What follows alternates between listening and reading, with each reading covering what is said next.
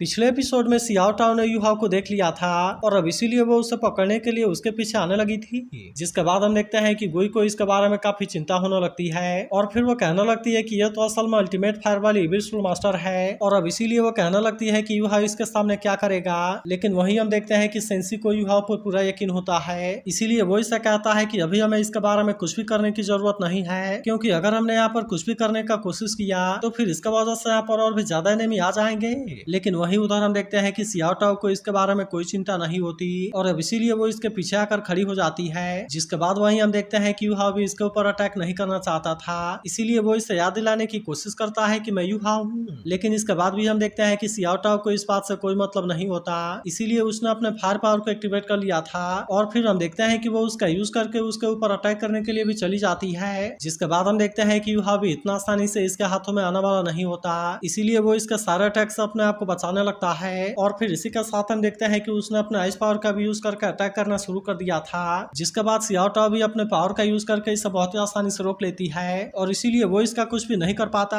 तभी इसी बीच हम देखते हैं कि सियाओ टाओ ने अपने 6 soul skill phoenix meteor shower को एक्टिवेट कर लिया था और फिर वो इसका यूज करके अटैक करना शुरू कर देती है। लेकिन इसके बाद भी हम देखते हैं कि यूहाओ ने अपने आप को बचा लिया था, जिसके वजह से वो इसका कुछ भी नहीं कर पाती। मगर तभी इसी बीच हम देखते हैं कि वो अपने आइस पावर का भी यूज करने लगा था ताकि वो इस तरह से सियाओ टाओ के गुस्से को शांत करा सके। लेकिन वही हम देखते हैं कि सियाओ टाओ अभी भी इतना आसानी से शांत होने वाली नहीं होती और इसीलिए वो अपने पावर का यूज करके इसे मारने के लिए कोशिश करने लगती है। जिसके बाद हम देखते हैं कि यूहाओ इसके सामने कुछ भी नहीं कर पाता और फिर वो इस तरह से इसे नीचे गिरा देती है। लेकिन इसके बाद भी हम देखते हैं कि सियाओ टाओ इतना आसानी से शांत होने वाली नहीं होती, इसीलिए उसने अपने फिनिक्स रोरिंग स्काई स्ट्राइक वाले पावर को एक्टिवेट कर लिया था और अब इस तरह से हम देखते हैं कि वो फिर से अटैक करने के लिए रेडी हो जाती है। लेकिन इसके बाद भी हम देखते हैं कि यूहाओ इसके सामने से नहीं हटता। जिसके बाद सियाओ टाओ खुद इसके पास आती है और फिर हम देखते हैं कि उसने इस पर अपने फायर पावर का यूज करना शुरू कर दिया था। जिसके बाद वही यूहाओ भी अपने एक्सट्रीम आइस वाले पावर का यूज कर देता है। लेकिन इसके बाद भी हम देखते हैं कि सियाओ टाओ को इसके बारे में कोई चिंता नहीं होती और फिर वो कहने लगती है कि तुम तो अपने एक्सट्रीम आइस का यूज करके मुझे सप्रेस करना चाहते हो, लेकिन क्या तुम्हें सच में लगता है कि ये इतना आसान है, क्योंकि तुम मेरे अल्टीमेट फायर के सामने कुछ भी नहीं कर सकते। जिसके बाद वही हम देखते हैं कि सेंसी और गुई को भी इसके बारे में चिंता होने लगती है और उनको ऐसा लगने लगता है कि यूहाओ इसके सामने फंस गया।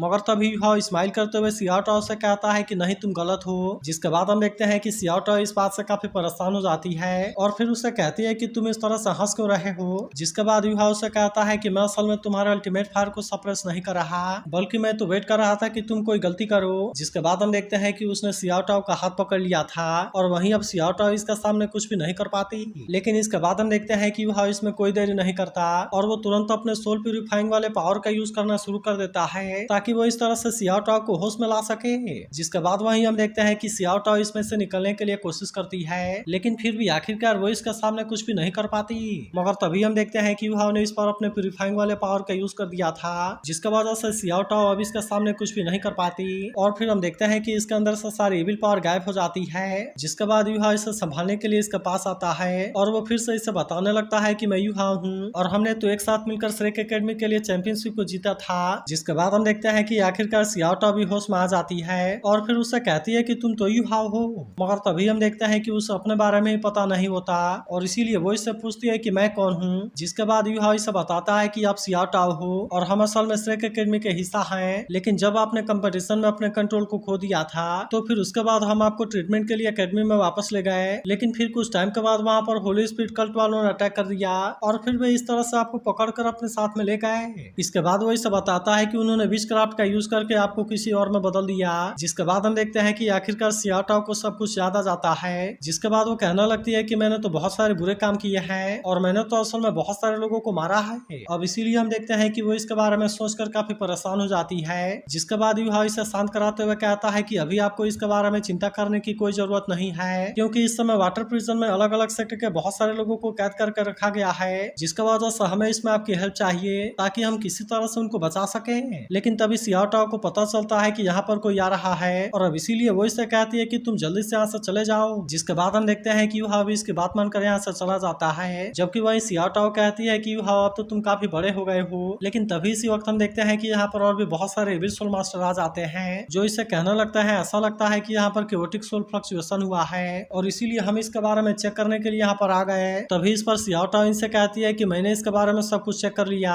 लेकिन लेकिन असल में मुझे यहाँ पर कोई भी अजीब चीज नहीं मिला। फिर वो कहने लगती है ऐसा हो सकता है कि वाटर डंजन में बहुत सारा रिजेंटमेंट हो गया हो, जिसके वजह से कोई लाइफलेस सोल क्रिएट हो गई हो। जिसके बाद हम देखते हैं कि आखिरकार वे भी इसकी बात मान जाते हैं और फिर वे सभी इसके साथ में आकर चले जाते हैं। वहीं सेंसी कहने लगता है कि तुमने तो सियाओटाओ को अवेकन कर दिया, जिसके वजह से अब हमारे पास में एक पावरफुल हेल्पर है। तब इस पर युहाओ कहता है कि मैंने उम्मीद नहीं किया था कि मैं इस पर सियाओटाओ से यहाँ पर मिल पाऊंगा, जिसके वजह से ये तो सच में बहुत ही अच्छा सरप्राइज है। तभी गुई कहने लगती है कि अब आगे हम क्या करने वाले हैं, जिस पर युहाओ कहता है कि देखो कि अभी थर्ड ब्रदर सेंसी इसके बारे में किस तरह से परफॉर्म करते हैं। इसके बाद अगले सीन में हम देखते हैं कि सेंसी वाटर डंजन वाले वाटर के ऊपर अपने पावर का यूज करने लगा था, ताकि वो इस तरह से इसके अंदर से सोल डिस्ट्रॉइंग पाउडर को निकाल सके और फिर वो इसके बारे में चेक कर सके। जिसके बाद हम देखते हैं कि सेंसी आखिरकार इसमें कामयाब हो जाता है, क्योंकि उसने वाटर एलिमेंट को इसके अंदर से अलग कर दिया था। तभी इसी बीच हम देखते हैं कि चियू इसे बड़े ध्यान से देखने लगती है, जिसे देख सेंसी उससे कहता है कि तुम इससे दूर रहो, नहीं तो ये चीज तुम्हारा सोल को डिस्ट्रॉय कर देगा।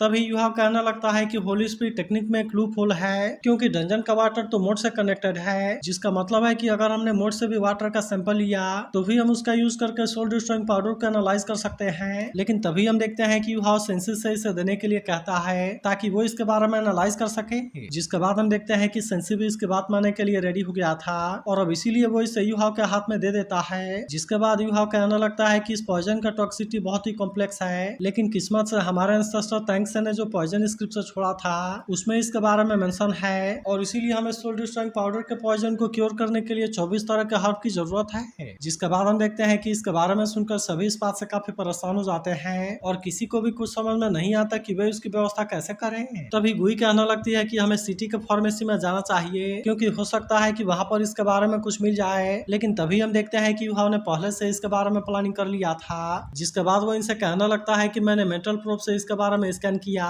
जिसमें पता चला कि पूरे सिटी में 11 फार्मेसी हैं, लेकिन फिर भी हमें इसे अलग अलग जाकर खरीदना होगा और एक आदमी उनमें से केवल 6 को ही खरीदेगा, क्योंकि मुझे लगता है कि अगर हमने इसके बारे में रिपीट किया तो फिर इसके वजह से एनिमी को इसके बारे में पता चल जाएगा। जिसके बाद हम देखते हैं कि सभी इसकी बात मानने के लिए रेडी हो जाते हैं और फिर वे आखिरकार ऐसा ही करते हैं। लेकिन इसके बाद भी हम देखते हैं कि इनको इसके लिए एनफ हर्ब नहीं मिल पाता और इसीलिए वे इस बात से काफी परेशान हो जाते हैं। लेकिन युहाओ समझ गया था कि सिटी में सारे मेडिसिनल मटेरियल अंडर कंट्रोल में है, जिसके बारे में सुनकर चियू पूछती है कि ऐसा कौन कर सकता है, क्योंकि अगर हम इस पॉइजन के लिए एंटीडोट नहीं बना पाए तो फिर तो मुझे लगता है कि हमारा रेस्क्यू मिशन पूरी तरह से फेल हो जाएगा। वहीं गुई भी कहने लगती है कि सैकड़ों होस्टल ने अपने सोल पावर को खो दिया है, जिसकी वजह से अगर इसका एंटीडोट तैयार नहीं किया गया तो फिर तो मुझे लगता है कि हमारा रेस्क्यू मिशन पूरी तरह से फेल हो जाएगा। तभी काइतो कहने लगता है कि अगर हमें एंटीडोट नहीं मिला तो फिर तो हम केवल अपने ताकत का यूज करके वहां पर अटैक कर सकते हैं, जिसके लिए हम अर्थ ड्रिलिंग सोल कैनन का यूज करके ग्राउंड को ब्रेक कर देंगे और फिर इस तरह से हम वाटर डंजन में जा सकते हैं। और अब इतनी बात कहने के बाद वो इनसे पूछता है कि इस तरह से हम कितने को बचा पाएंगे, जिस पर सेंसी कहता है कि अगर हमने ऐसा किया तो इसके वजह से बहुत ज्यादा नॉइज होगा, इसीलिए मुझे लगता है कि हम तुरंत ही इसमें फंस आएंगे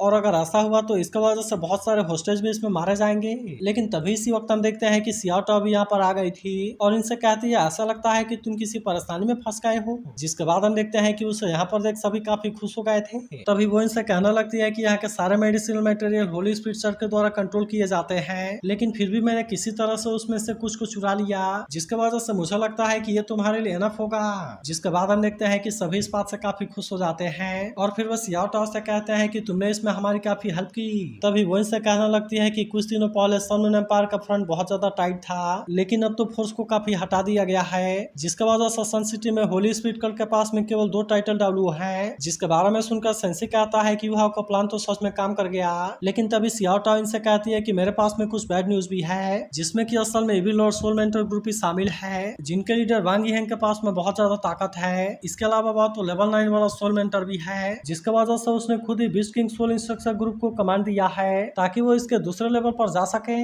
फिर वो आगे कहने लगती है कि उनके पास में ट्रम्प कार्ड भी है, जिसके वजह से वे तो असल में अल्टीमेट डब्ल्यू के लिए भी खतरे हैं, इसीलिए उन्होंने जानबूझकर होस्टेज के साथ में ऐसा किया है। जिसके वजह से मुझे लगता है कि अगर तुमने इसके बारे में कोई भी एक्शन लिया तो फिर वहां से निकलने के लिए तुम्हारे पास में मैक्सिमम 15 मिनट का टाइम होगा। तभी युहाओ से पूछता है कि क्या आपने किसी नानसुई नाम के लेडी को नोटिस किया, जो कि असल में अर्थ ड्रैगन गेट की लीडर है। तब इसके बारे में सुनकर सियाओटाओ भी इसके बारे में थोड़ी देर के लिए सोचती है, जिसके बाद वो इनसे कहती है कि मुझे तो वाटर डंजन में ऐसा कोई नहीं मिला, जिसके वजह से मैं किसी और डिटेल के बारे में नहीं जानती। लेकिन फिर वो कहने लगती है कि थर्ड एलर कुछ होस्टेज को अपने साथ लेकर गया था, जिसकी पर्सनालिटी असल में बहुत ही अजीब है और वह तो लेवल 9 वाला एक सोल मेंटर भी है। फिर वो कहने लगती है कि वो लिविंग मार्शल सोल को सेपरेट करने के बारे में रिसर्च कर रहा है। जिसके बाद वहीं हम देखते हैं कि इसके बारे में सुनकर चियू काफी डर जाती है, जबकि गुई भी गुस्सा होते हुए कहती है कि इविल सोल मास्टर तो बहुत ही बुरे हैं। और वहीं यूहाओ कहता है कि मैं उनको किसी दिन पूरी तरह से खत्म जरूर करूंगा। तभी सियाओटाओ से कहती है कि अब तो तुम काफी बड़े हो गए हो, लेकिन अगर तुम्हारे पास में इसका एंटीडोट भी है तो क्या हुआ,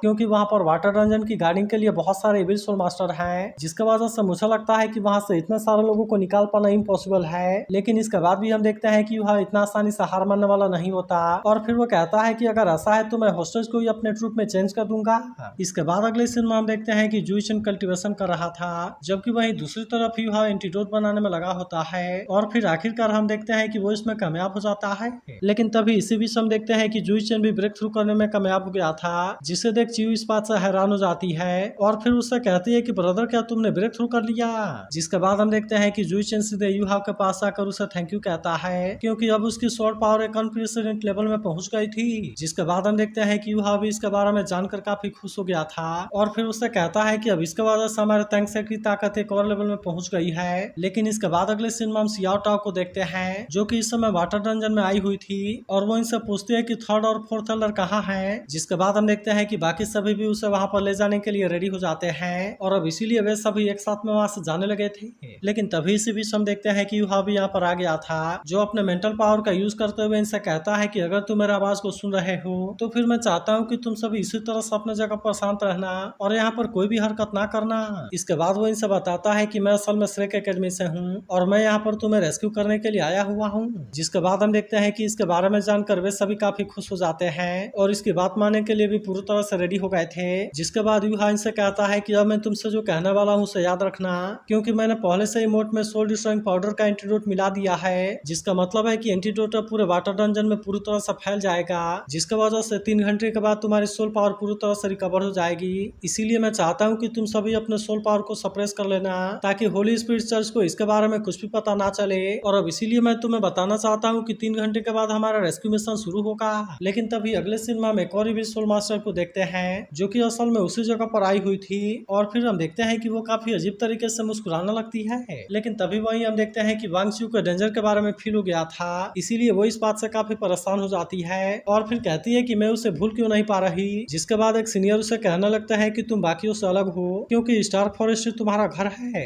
वहीं वांग चियू कहने लगती है कि मेरे पास तो डेस्टिनी को डिटरमाइन करने की पावर है, लेकिन मैं तो असल में खुद ही अपने डेस्टिनी को कंट्रोल नहीं कर पा रही। जिसके बाद वो सीनियर से कहने लगते हैं कि वह तो ह्यूमन बीइंग है, जिसके वजह से उसके लाइफ और डेथ का तुमसे कोई भी लेना देना नहीं है। मगर इसके बाद भी हम देखते हैं कि वांग चियू मानने वाली नहीं होती और फिर वो कहने लगती है कि मैं तो उसके डेस्टिनी से कनेक्टेड हूँ, जिसके वजह से मुझे वहां पर जाना ही होगा। जिसके बाद वो कहने लगती है कि मैं अपने किस्मत को और ज्यादा धोखा नहीं देने दे सकती और इसीलिए मैं इसके लिए फिर से ट्राई करना चाहती हूँ। फिर वो कहने लगती है कि मैं उसके डेस्टिनी को चेंज करने में हेल्प करूंगी, ताकि इसके वजह से मुझे भी अपने डेस्टिनी को चेंज करने में हेल्प मिल सके। इसके बाद हम देखते हैं कि वांग चियू यहाँ पर कोई भी देर नहीं करती और फिर वो तुरंत वहां से निकल जाती है। जिसके बाद वहीं दूसरी तरफ हम देखते हैं कि यूहाओ ने इसके लिए सारा प्लानिंग कर लिया था और फिर वो कहने लगता है कि हमारा मैन पावर बहुत ही लिमिटेड है, इसीलिए मुझे ऐसा लगता है कि इविल सोल मास्टर जिन होस्टेज को वहां से लेकर चले गए हैं उनके एंडिंग के बारे में हम कुछ भी नहीं कह सकते, जिसके वजह से हमें इसके बारे में भूल जाना होगा। लेकिन तभी हम देखते हैं कि चियू इस बात से इसके ऊपर काफी गुस्सा हो जाती है और फिर उसे कहने लगती है कि तुम ये क्या बोल रहे हो, क्योंकि वहां से लेकर गए हुए होस्टेज में मेरी मदर भी है, जिसके बारे में हेल्प मांगने के लिए मैं हजारों माइल ट्रेवल करके श्रेक सिटी गई ताकि मैं किसी भी तरह से अपने मदर को बचा सकूं।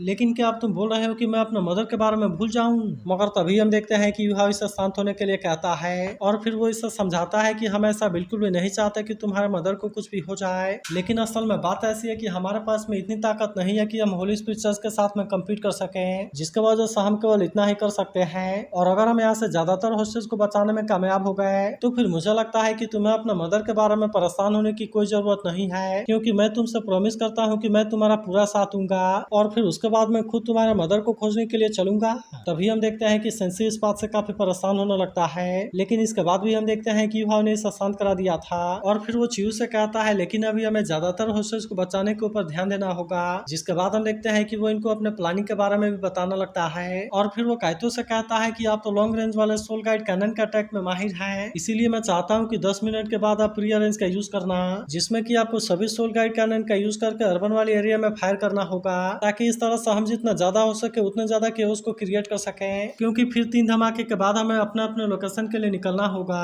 फिर वो चियू से कहता है कि उसके बाद तुम्हें फेंगलिंग को लेकर डिसाइड किए गए लोकेशन पर आना होगा, जिसके बाद हम देखते हैं कि चियू तुरंत इसके लिए मान जाती है। लेकिन इसके बाद वो सेंसी से कहने लगता है कि आप तो इटर्नल गार्डियन है, इसके अलावा आपके पास में सुवानु रिप्लेसमेंट के जैसे मैजिकल स्किल्स भी है, जिसके वजह से मैं चाहता हूँ कि काई तो जैसे ही धमाके के पहले राउंड को कंप्लीट कर ले तो फिर उसके तुरंत बाद आपको जुई चेन को लीड करना होगा, ताकि हम इस तरह से नानचिंग सिटी के डिफेंस फोर्स स्टेशन के ऊपर अटैक कर सके। इसके बाद वो इनसे कहता है कि आप जो करेंगे वो डिस्टर्बिंग और डिलेइंग है, जिसके वजह से मुझे हॉस्टेज को रेस्क्यू करने के लिए टाइम मिल जाएगा। लेकिन इसके बाद भी मुझे ऐसा लगता है कि अगर सिटी में कुछ भी होता है तो फिर इविल लॉर्ड सोलमेंटर ग्रुप वहाँ पर जरूर आएगा, जिसका मतलब है कि उनको पहुंचने में केवल 15 मिनट लगेगा। इसीलिए मैं बताना चाहता हूँ कि जैसे ही ये टाइम खत्म हो जाए तो फिर उसके बाद सिचुएशन चाहे कैसी भी हो हमें तुरंत वहाँ से निकलना होगा। इसके बाद वो इनसे कहता है कि हमारा एक्शन टाइम और रूट एक दूसरे से अलग है, इसीलिए मैं चाहता हूँ कि इसे बिल्कुल ही सही तरीके से इम्प्लीमेंट करना होगा, इसीलिए अगर इसमें कुछ हो जाए तो तुम एक दूसरे को जरूर बचाना।